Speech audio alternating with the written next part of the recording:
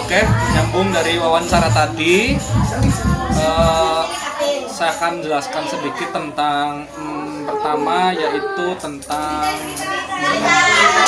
berdirinya grup As-Saleh. Yang kedua adalah keterkaitan dengan musola dan manajemen-manajemen yang lainnya.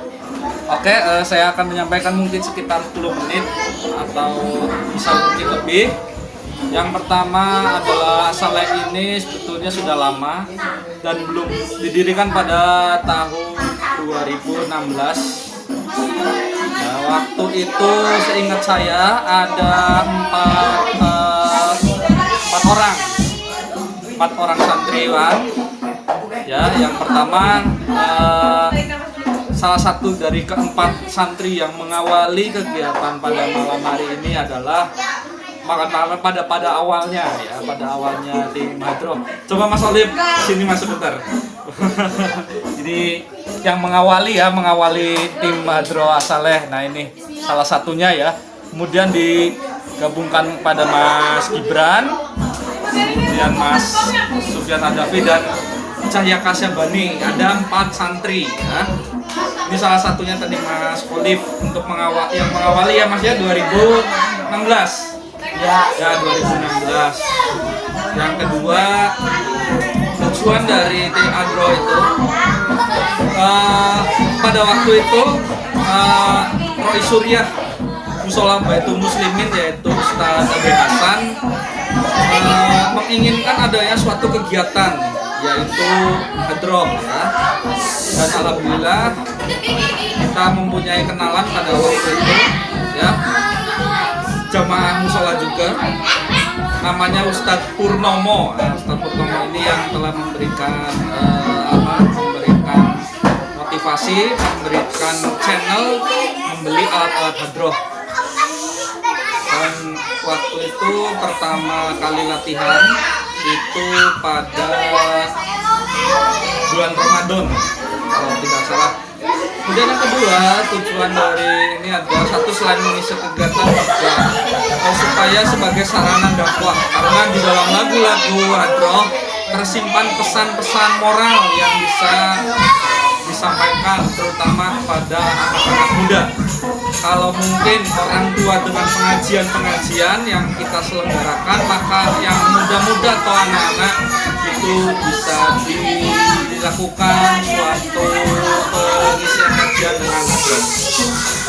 Oke, kenapa saya sengaja waktu sekarang ini latihan untuk memberikan suatu testimoni supaya yang melihat channel ini bisa mempercayai bahwa kita memang sungguh-sungguh mempersiapkan generasi yang akan datang.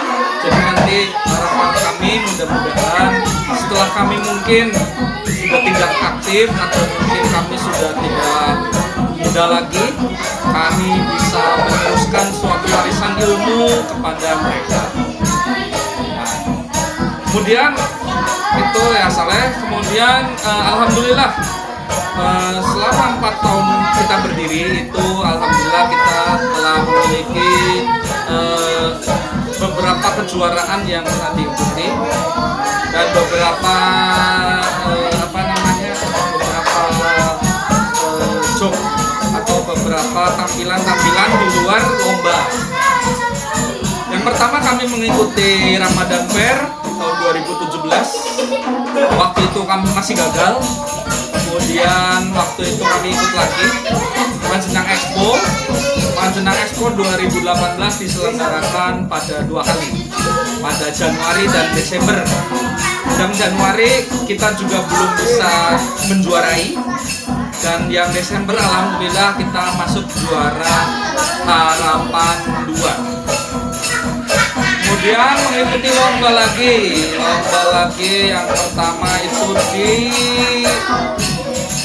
Wanarja Expo 2018 sekitar bulan Oktober. Yang kedua Wangon Expo 2018 itu menjelang tahun baru. Dan 2019 kita ada kurang lebih 4-5 kali lomba. Yang pertama adalah lomba Hadroh memperingati milad SMA Negeri Bantarsari itu pada Februari 2019 sebelum pemilu. Yang kedua itu setelah pemilu atau pas bulan suci Ramadan. Yang pertama adalah yang Bantarsari kita belum menjuarai. Alhamdulillah yang di Jogja Mall Majenang itu ada lomba bintang Ramadan. Alhamdulillah di bintang Ramadan kita mendapatkan juara 2 untuk lomba hadroh dan aransemen terbaik dari hadroh. Nah, kemudian pada waktu yang sama 1 minggu setelah lomba di Jogja Mall kita mengikuti lomba yang berada di Banjar Patroman, Jawa Barat ya, yang terkenal dengan kota Banjar, Jawa Barat, yang diselenggarakan oleh Ikatan Remaja Mahasiswa Banjar, dan lombanya itu ada di Pajajaran Mall. Alhamdulillah, atau Pajajaran Swalayan. Alhamdulillah kita bisa menjuarai juara kedua ya. Jadi dalam 1 minggu alhamdulillah pada waktu itu kita bisa mendapatkan juara dua kali. Kemudian pada itu tadi yang selanjutnya kita juga berarti ada 4 kali ya. Yang terakhir itu kita mengikuti lomba di Bioskop Cahaya, ini Gebyar atau Semarak Tahun Baru 2020. Tapi sayang kita tidak mendapatkan juara 1, 2, dan 3, tetapi alhamdulillah kita menjadi juara favorit ya, juara favorit dari lomba yang diselenggarakan oleh Bioskop Cahaya ya, Semarak Tahun Baru 2020 ini kita mengadakan atau mengikuti lomba. Lomba yang pertama adalah Majenang Expo juga 2020, itu sekitar bulan Januari 2020 kita mendapatkan juara kedua alhamdulillah. Dan kemudian kita alhamdulillah mengikuti lomba lagi setelah lama ada pandemi. Kita alhamdulillah mengikuti kegiatan lomba BUMDes dan UMKM Dirjodadi Cimanggu yang kurang lebih tadi 17 September 2020. Tentunya lombanya dengan menggunakan protokol kesehatan ya, memakai masker dan menjaga jarak. Hanya vokal yang tidak memakai masker karena kesulitan untuk. Dan alhamdulillah kita juara 2. Jadi kita total juara 4 kali, juara harapan 1 kali, aransemen terbaik 1 kali, kemudian juara favorit 1 kali. Jadi pencapaian ini adalah hasil kerja keras mungkin ya. Semuanya itu adalah takdir Allah. Kita tidak bisa merubah, tapi kita bisa mengubah takdir-takdir yang bisa ya. Kalau istilah di agama kita ya, agama Islam itu ada takdir mualak ya. Kalau nggak salah maaf ya ini. Kalau tidak salah ya, takdir yang bisa dirubah gitu, seperti berusaha, belajar, mencari pekerjaan, kekayaan dan sebagainya. Alhamdulillah Allah menurunkan itu takdir itu. Dan alhamdulillah kami mengharapkan juga bantuan mungkin terutama dari pihak pemerintah, khususnya pemerintah Desa Jenang ya, supaya kita juga bisa berkembang dalam seni hadroh ini, dan kita juga sudah alhamdulillah sudah syaratnya mengharumkan nama Desa Jenang. Kemudian kita juga ingin agar kita bisa bersama-sama melakukan perubahan ke depan ya. Kemudian job-jobnya itu alhamdulillah kita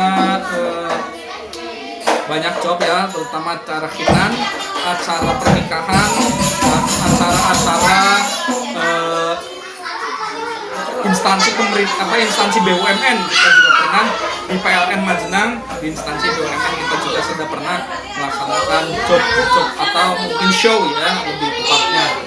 Sebenarnya bukan show tapi dakwah ya, dakwah via seni ini. Kenapa saya katakan dakwah? Karena ada pesan moral di balik itu semua. Dan yang kedua, apa yang melatar belakangi saya dan Ustadz Rino yang berkecimpung di dunia digital, dan teman-teman mungkin ketua takmir menyetujui dan imam musola juga ya responnya cukup bagus selama konten musola tidak mengandung hal-hal yang bersifat negatif ya, seperti itu. Sara atau apa itu kami hindari. Jadi harapan kami dengan digital ini kita bisa menjadi lebih berkembang, mendakwahkan agama Islam via platform digital ya. Apalagi di masa pandemi kita harus lebih kreatif, lebih solider dalam mengembangkan karya-karya.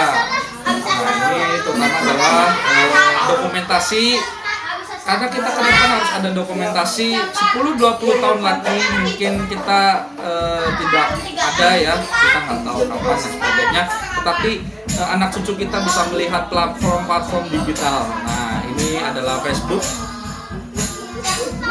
kemudian YouTube, dan yang terakhir ini Instagram. Oke, itu adalah akun-akun media sosial kita yang sudah di-share di kalangan masyarakat. Dan yang selanjutnya adalah bagaimana kita dalam mengembangkan platform digital ini tentunya sesuai dengan kemampuan kita. Karena ilmu kita yang terbatas, maka kita harus belajar lagi, berkembang. Karena menyampaikan suatu ilmu agama juga tanpa didasari oleh guru itu juga nanti kurang baik hasilnya ya. Jadi bukan berarti tidak bagus. Memang ada kalanya kita belajar otodidak, tetapi kalau halal dunia oke. Tapi kalau yang bersifat ukhrawiyan atau keagamaan itu kalau bisa kita belajar melalui guru. Mungkin ke depan tidak bisa live streaming, kita akan adakan yang mungkin rekaman kajian ya. Seperti yang sudah dilakukan oleh ustadz-ustadz yang lain atau mungkin di takmir yang lain ya. Rencana kalau misalnya kita akan live streaming mungkin bisa, tetapi karena keterbatasan waktu itu